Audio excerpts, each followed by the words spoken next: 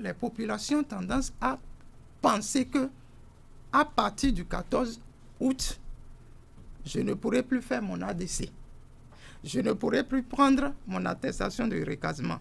C'est ce qui nous vient ça. Il faut que les populations sachent qu'il ne s'agit pas de ça.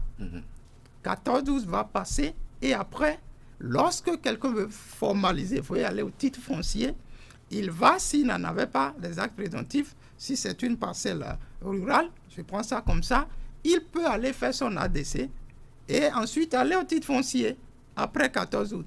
Si c'est une parcelle qui est dans une zone urbaine, donc qui est lotie, les attestations de recasement vont continuer à être délivrées. Les ADC vont continuer à être délivrés et chacun peut aller sécuriser, même sans vendre sa parcelle, après 2014, après 14 août 2023, toutes ces opérations continueront de façon indépendante. Avec les mêmes procédures? Avec les mêmes procédures. Seulement que vous voulez vendre une parcelle bâtie ou non bâtie, que vous avez besoin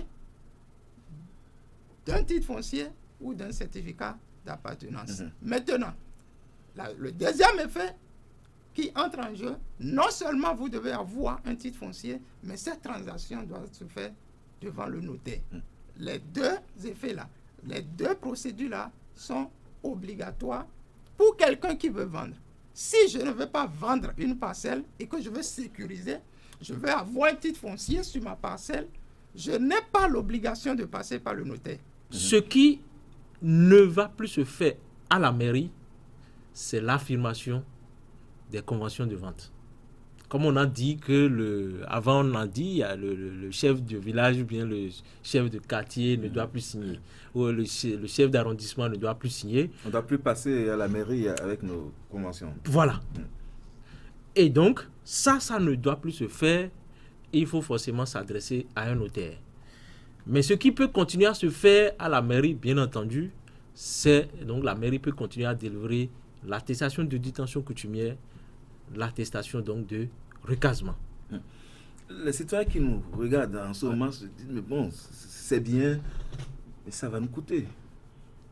Non, mais Par exemple, aller chez le notaire, aller prendre son titre foncier, si on n'a pas un nombre, on va dire, conséquent à la date d'aujourd'hui, à quelques jours de l'échéance, est-ce que ce n'est pas aussi une question économique? Il y a des efforts qui se font. Je crois que le gouvernement a pris en main ces questions-là depuis un bon moment. Quand même, les faux frais, s'ils n'existent plus, c'est qu'ils ont vraiment ils ont diminué de manière substantielle. On en parle de moins en moins.